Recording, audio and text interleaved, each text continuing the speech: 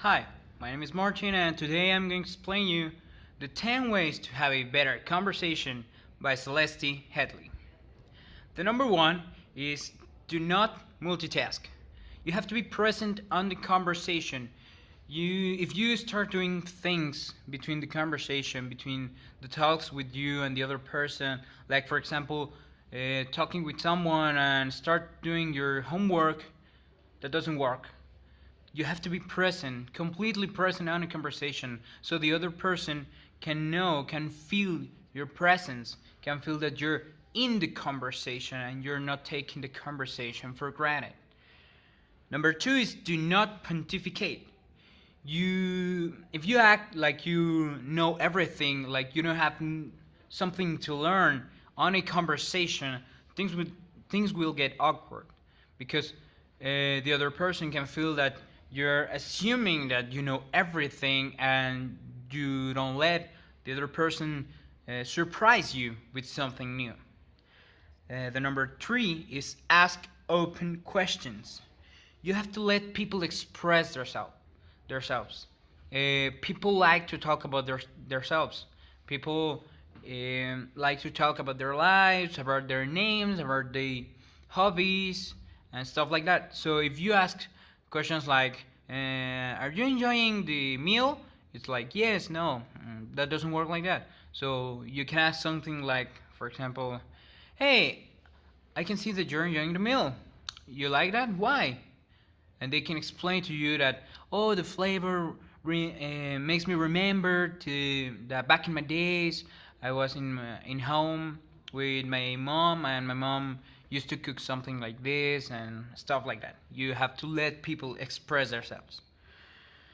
Number four, sorry, is just go with the flow. You don't have to force things. You have to let things be. You have to express naturally. You have to let the flow takes you to where the conversation is going to. The number five is do not pretend to know something you do not know. And why is that? Well, first of all, you're lying when you say that you know something you don't. And second of all, when you do that, is principally because the other person is going to talk to you about something. So if you pretend to know something, for example, a book, you don't let people express themselves and you don't let yourself know something new.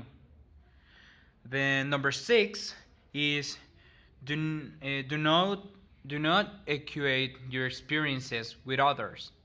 So sometimes this is, for example, a kind of conversation where people are talking to you about the experiences, about, for example, something really sad. An important person of the family recently died, for example. You don't have to tell things like, "Oh yeah, I know how you feel. Oh, my dog died last year, and I feel very sorry for you," and stuff like that. You don't have to do that. That's wrong. You're equating your experiences with other one's experiences, and that's not right because people feel like you're taking their experiences as some kind of joke. You're not like letting them expressing as good as they could be. In that kind of cases, you just try to be tolerant. You try to understand how they feel, because not everyone has the same experiences, and not everyone deal with those experiences the same way. Number seven, try not to repeat yourself. You don't have to say the same idea over and over again. It is right to say, to tell the same idea once or twice, for example, because you emphasize on that idea, and that gives you more empowerment when the time comes. So you start talking about something. For example, in the United Nations, when they repeat the point 2 or 3 times just because they want to emphasize. But if you repeat your idea over and over again, the other person can feel that you don't know how to speak to them. You don't know, and you don't have any new experiences or any new things to talk with them. So Okay, number 8 is stay out of the wings. You talk about good things. You sometimes people try to make a conversation more realistic, trying to, oh, how do you feel the weather today, or how do you think politics are? No, stay out of the wings. You just let the imagination flow.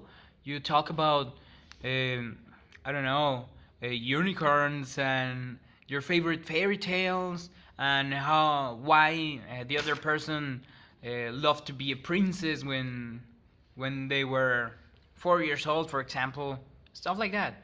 You stay out of the wings. You be creative with your conversations. Number 9, and I think it's one of the most important one, and I think it's the most important one, is listen. Just listen. You don't have to talk every time you're having a conversation. Sometimes people just want to say or tell you something very important. They just want to uh, liberate themselves with you. And if you start talking, they can feel that you just want attention. You just want to talk. But if you listen, if you remain silent, sometimes the other person can feel much more better than if you're talking. Because sometimes the best way to help others is just being present, being supportive, and being there when everyone or that person needs your help. And number 10, do not be like me. Be brief. Do not talk a lot because that's wrong. If you start talking a lot, the other person can start to